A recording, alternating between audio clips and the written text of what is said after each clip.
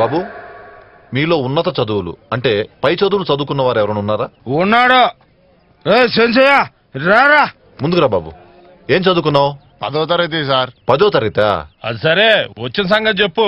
సరే, వచ్చే అసెంబ్లీ ఎన్నికల్లో మా సమసమాజ పార్టీ అభ్యర్థిగా శ్రీనివాసు నిలబడుతున్నాడు. మీ అమూల్యమైన ఓటు మా పార్టీకి వేసి గెలిపించవలసిందిగా అందరినీ కోరి అభ్యర్థిస్తున్నాము. మా పార్టీ గుర్తు క్యాండిల్. అదేమన్నా గుర్తుండడానికి సారా చేస్తానా? గుర్తుండాలంటే ముందు మందుతో మా గొంతు తడుపు, అప్పుడు ఓటేస్తాం. మీకు ఓట్లు కావాలా? మాకు నోట్లు కావాలా? ఓకే, ఎంతమంది దగ్గర డబ్బు తీసుకుని ఓటేస్తారు? తప్పు అందరికి ఓటేస్తే మురిగిపోదు. ఎవరైతే ఎక్కువ డబ్బులు ఇస్తారో, మందు పోస్తారో వాళ్ళకి ఓటేస్తాం. ఏంటయ్యా నువ్వు మాట్లాడేది? నువ్వు మాట్లాడేది నీకు తప్పు అనిపించట్లేదా? అంటే డబ్బు తీసుకోకూడదని అనే ఉద్దేశం. ఇదిగో ఈ డబ్బు తీసుకొని మా అభ్యర్థికి ఓటే.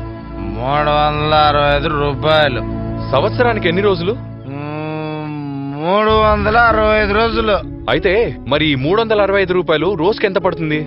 రోజుకు రూపాయి. అయితే 5 సంవత్సరాలకి 20 పైసలు. గుడ్. అయ్యా ధర్మసేండి అయ్యా. అయ్యా అమ్మా ఇటు రండి. ఈ 50 పైసలకి ఏం రాదు, నువ్వే ఉంచుకో.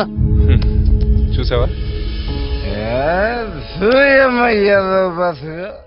రాజకీయ వ్యాపారంలో భాగస్వాములు కాకండి.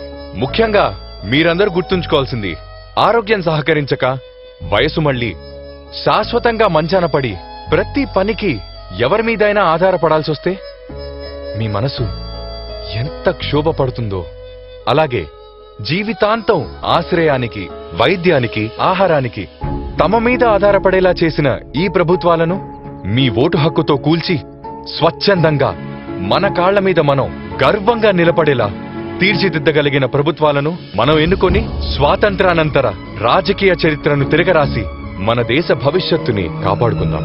అందుకే సమసమాజ పార్టీ క్యాండిల్ గుర్తుపై సానుభూతితో కాకుండా గర్వంగా ఓటేయండి.